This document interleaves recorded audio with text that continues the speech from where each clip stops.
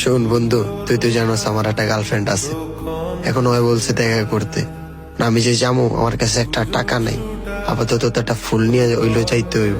না, আমি কেমনে কি করবো বল?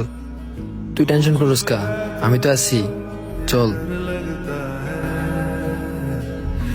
अपना मुझको अब कौन कहेगा तू ही কই লইয়া যাস? চল, আমি তো আছি, এত দরকার আছে, চল। बेवजह बेकार हूँ मैं तेरा यार हूँ मैं तेरा यार ভাই একটা ফুল দিন তো।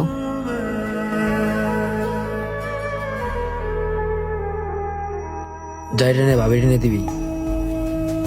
থ্যাংক ইউ মামা।